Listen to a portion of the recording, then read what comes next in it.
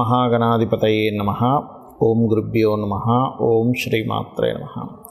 పరమేశ్వర స్వరూపమైనటువంటి జ్యోతిష, వాస్తు మరియు ఇతర అనేకమైనటువంటి శాస్త్రములను మనకు అందించినటువంటి మహర్షులకి నమస్కారం. హయగ్రీవ హయగ్రీవ హయగ్రీవేతి యో వధేత్తస్య నిస్సరతే వాణి జన్హు కన్యా ప్రవాహవత్. అరుణాం కరుణాతరంగితాక్షీం ధృతపాశాంకుశపుష్పబాణచాపాం అనిమాదివిరావృతాం మయూకైః అహమిత్యేవ విభావయే భవానీం. శ్రీమాత్రే నమః. ప్రేక్షకులకి లలితాంబిక అమ్మవారి యొక్క అనుగ్రహం పరిపూర్ణంగా కలగాలని మనస్ఫూర్తిగా కోరుకుంటూ మనం ఈరోజు చెప్పుకోబోయేటువంటి టాపిక్ ఏదైతే ఉందో, ద్వాదశ లగ్నాల వారికి మరియు లగ్నం తెలియని వారి రాసుల వారికి అసలు ఏ గ్రహం ఈ సంవత్సరం మొత్తం బాగుంది,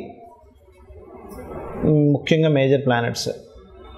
ఎందుకంటే కొంచెం మనకి ఈ సంవత్సరం గురువు, శని పర్టికులర్గా వృషభ, కుంభరాశిలోనే ఉంటారు కాబట్టి ఏ అంశం మీద వీళ్ళకి చాలా బాగుంది మరియు ఏ విషయాల పట్ల కాస్త జాగ్రత్త వహించాలి.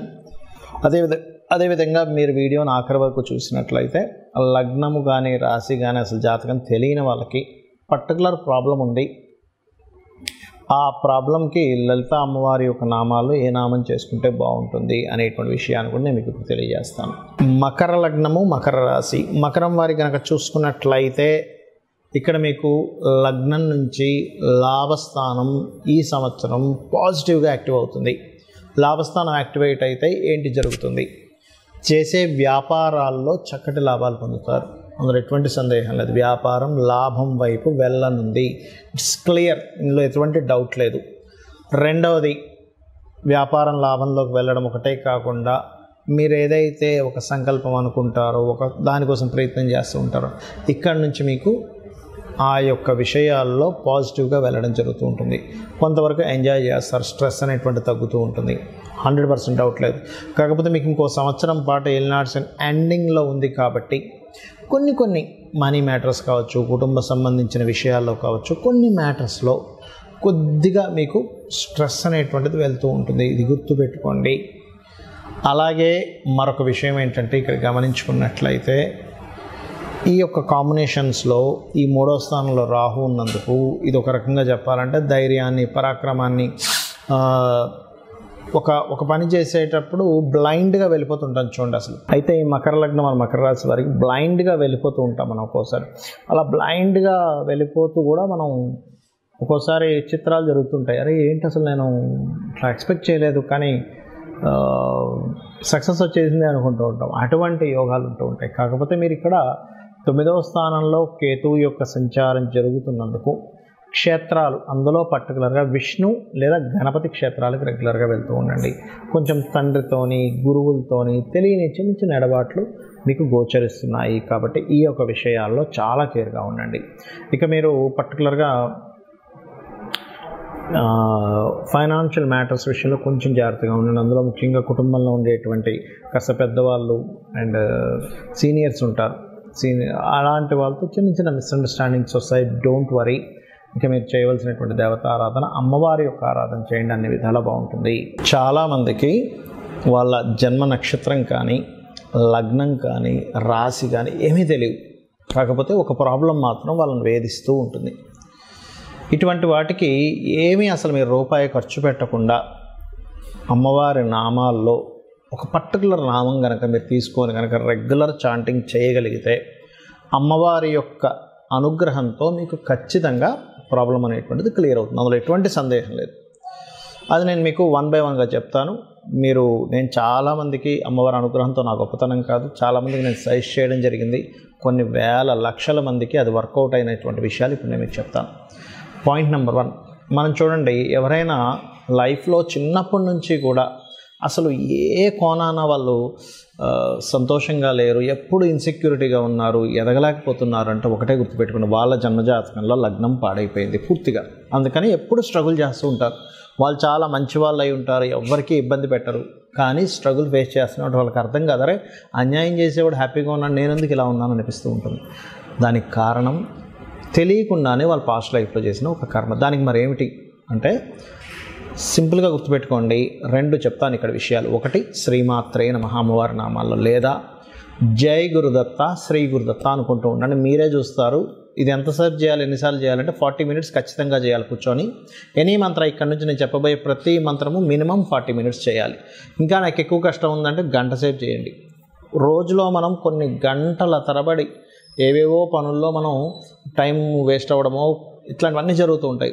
ఇది మీకు పెద్ద విషయం కాదు. స్థిరంగా మీరు కూర్చొని చేయగలిగితే మీ లైఫ్ని మారుస్తుంది ఇది, రైట్. ఇక మరి కొంతమందికి ఫైనాన్షియల్ ఇబ్బంది ఉంటుంది. అరే ఏ పని చేసినా సరిగ్గా డబ్బులు రావట్లేదండి, డబ్బులు మిగలట్లేదండి, అన్నీ నాకు డబ్బులు అదే అసలు నా టాలెంట్కి సరిపోయే అన్ని డబ్బు నాకు రావట్లేదని చాలామందిలో ఆ బాధ ఉంటుంది. దానికి ఏం చేయాలి? లలితా సహస్రనామాల్లో 2 నామాలు ఉన్నాయి. దీన్ని మీరు చేయగలిగితే, ఎందుకంటే సర్వసాధారణంగా ఇది ఎందుకు జరుగుతుందంటే ధనస్థానము అంటారు జ్యోతిష్శాస్త్రంలో. ఈ ధనాధిపతి ఎక్కడున్నాడు, ఎలా ఉన్నాడు, ఎలా వర్కౌట్ అవుతున్నాడు, ఈ యొక్క కాంబినేషన్ తెలియకపోవడం వల్ల చాలామంది నష్టపోతూ ఉంటారు. ఆ పర్టికులర్ జాతకం తెలుసు, ఏమంటే పలానా గ్రహం పలానా దగ్గర ఉంది కాబట్టి దాన్ని ఏ ప్లానెట్ మీకు బ్రేక్ చేస్తుందో దానికి సంబంధించిన దానం ఇవ్వచ్చు, జాతకం తెలుసు. మరి తెలియనప్పుడు పరిస్థితి ఏమిటి అంటే ఓం సంపత్కరీ సమారూఢ సింధుర వ్రజ సేవితాయే నమః. అదేవిధంగా ఓం ధర్మాధార ధనాధ్యక్ష ధనధాన్య వివర్ధిని అని ఇది చేసుకోండి. మరి ఒక ప్రయత్నం చేస్తున్నానండి, ఒక డిజైర్ ఉంది, ఒక గోల్ కోసం నేను బ్రతుకుతున్నా అంటారు కొంతమంది. It's really great. ఎందుకంటే ఒక గోల్ కోసం బ్రతికేటువంటి మనిషి రియల్లీ, ఎందుకంటే దానిలో కోసం స్వార్థం కూడా ఉండదండి. నేను ఒక గోల్ సాధించడానికి నా జీవితాన్ని మొత్తం నేను త్యాగం చేస్తున్నా అంటారు. అలాంటి డిజైర్ మీకు నెరవేరాలంటే ఏం చేయాలి? మీరు నవగ్రహాల్లో ఇది ఒక్కొక్క జాతకానికి డిఫరెంట్గా ఉంటుంది, బట్ యూనివర్సల్గా ఒకటి చెప్తాను నేను మీకు ఇప్పుడు.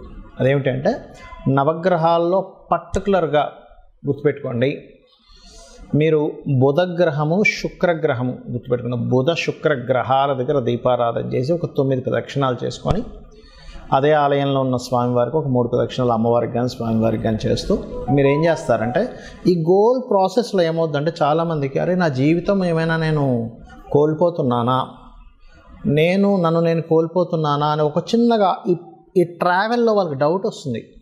అరే ఈ దిక్కుమాలని గోల్ పెట్టుకున్నానేమో, నేను అనవసరంగా ఈ గోల్ అని గాతలు పడింది. ఎలాంటిదంటే సినిమా ఫీల్డ్లోకి వెళ్తారు కొంతమంది, లేకపోతే ఏదో రీసెర్చ్ చేస్తూ ఉంటారు కొంతమంది, ఇంకా రకరకాలు ఉంటాయి వాళ్ళకి. దానివల్ల పెద్దగా అప్పటికి ప్రస్తుతం వాళ్ళకి పెద్దగా మనీ ఏం రాదు, ఏముండదు, కానీ వెళ్తూ ఉంటుంది ఆ లైఫ్లో. అలాంటప్పుడు మీ ఇన్సెక్యూరిటీని తీసేసేయడానికి, మీకు ధైర్యం ఇంకా రావడానికి ఓం కనకాంగద కేయూర కమనీయ భుజాన్వితాయై నమః చేసుకోండి. ఖచ్చితంగా మీకు ఆ గోల్ మీద మీరు పట్టు సాధించగలుగుతారు, మీరు సక్సెస్ అవ్వగలుగుతారు, మీ ధైర్యం అనేటువంటిది పెరుగుతుంది. ఇంకా ఎక్కువగా నేను మెంటల్గా డిస్టర్బ్ అవుతున్నాను అనుకునేటువంటి వారు ఓం దుమ్ దుర్గాయ నమః చేసుకోండి. ఇక కొంతమందికి గృహం కట్టుకోవాలి. జ్యోతిష్శాస్త్రంలో మీరు ఎప్పుడు గృహం కట్టుకుంటారు, ఎలాంటి గృహం కట్టుకుంటారు, మల్టిపుల్ గృహాలు ఉంటాయా, లేదా గృహం మీ పేరు మీద కొనుక్కోవడం వల్ల ఇబ్బంది వస్తుందా, ఏ డైరెక్షన్లో కొనుక్కోవాలనేటువంటిది కొన్ని ఉంటాయి లెక్కలు. కానీ జాతకంలో మీకు జాతకం లేదా అప్పుడు ఏం చేయాలి?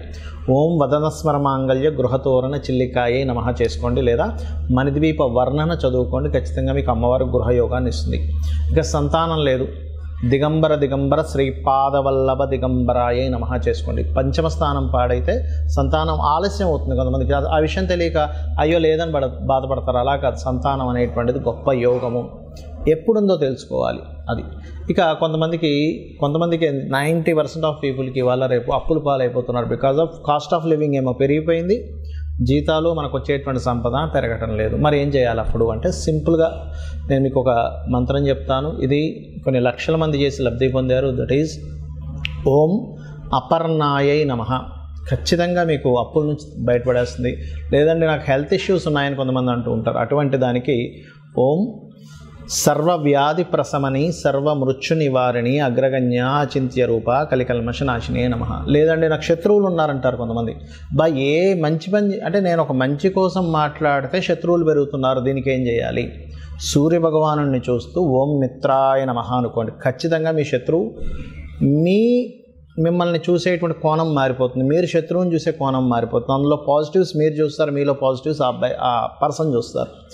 అలాగే మరి కొంతమందికి వివాహం అవ్వదు. అలాంటి వారు సప్తమ స్థానం పాడవడమో 12వ స్థానం పాడైనప్పుడు ఏమవుతుందంటే సప్తమ స్థానం పాడైతే వివాహం అవ్వదు, అంటే లేట్ అవ్వడము, డిస్టర్బెన్స్ వస్తూ ఉంటాయి వివాహం చేసుకుందామంటే. 12వ స్థానం పాడైతే మీకు వివాహ జీవితం పూర్తిగా పాడవడం, డివోర్స్లు అవ్వడం ఇట్లాంటివి జరుగుతుంటుంది. ఫస్ట్ ఆఫ్ ఆల్ మనం వివాహం అవ్వాలంటే ఏం చేసుకోవాలి అంటే లలితా సహస్రనామాల్లో ఓం కామేశ బద్ధ మాంగళ్య సూత్ర శోభిత కందరాయై నమః ఈ మంత్రాన్ని 40 minutes చేయండి. లేదంటే వివాహం అయింది బట్ లాట్ ఆఫ్ కాంట్రవర్సీస్ వస్తున్నాయి, గొడవలు వస్తున్నాయి, విడిపోతామేమో అనిపిస్తుంది, మనసులోనేమో మాకు కలిసి ఉండాలని అంటూ ఉంటారు. అలాంటి వారు ఓం